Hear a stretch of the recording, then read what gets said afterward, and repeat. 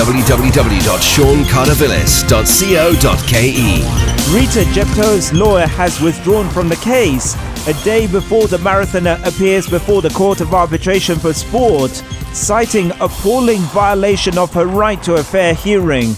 Sarah Ochwada is a Kenyan sports lawyer who was offering Jepto pro bono legal counsel and said the Lausanne-based court has insisted on holding the appeal on the 7th of July, a public holiday to mark Eid al-Fitr, which makes it difficult to carry out her expected duties. Meanwhile, Jepto's former coach Claudia Berardelli, along with her former managers Gabriela and Federico Rosa, are being questioned by the Directorate of Criminal Investigations over their doping links, and Jepto is one of 40 Kenyan runners who have failed drugs tests over the last 5 years. The Williams sisters remain on course to meet in the Wimbledon ladies final. Here's BBC Sport with a roundup of another fascinating day at SW19. The Australian Open champion Angelique Kerber was the first woman through to the Wimbledon semi-finals with a straight sets win over Simona Halep. The Germans, seeded fourth, beat Romania's fifth seed 7-5, 7-6 on centre court.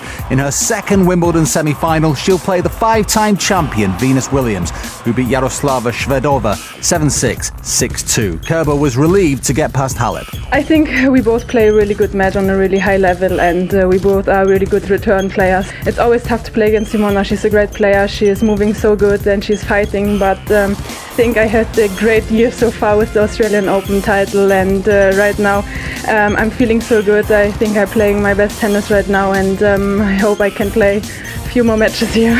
Earlier this year, Kerber won the Australian Open, her first Grand Slam, so Venus is wary. No matter who's across the net, you've got to figure out a way to get the ball in. We've had a lot of great matches, she and I. We haven't played in a while, and clearly she's had a great year, another great result in the Slam, but I would love to be walking toward the final, and progress made today. Serena faces Russia's Elena Vesnina, who caused an upset by beating Slovakia's Dominika Cibulkova in straight sets. In the men's draw, the 10th seed Thomas Berdych has a last 8 match with Lucas Pouille after beating fellow Czech Yuri Vesely in 5 sets. Jose Mourinho has said he's ready for the task of rebuilding Manchester United, insisting, "I am where I want to be." And the former Chelsea boss Mourinho succeeds Dutchman Louis van Gaal, who was sacked after United's FA Cup success in May. I can say that I am where I want to be. I want to be in this club, I want to be in this country, I want to be in the Premier League and in the domestic cups. I feel a bit frustrated that I'm not playing Champions League.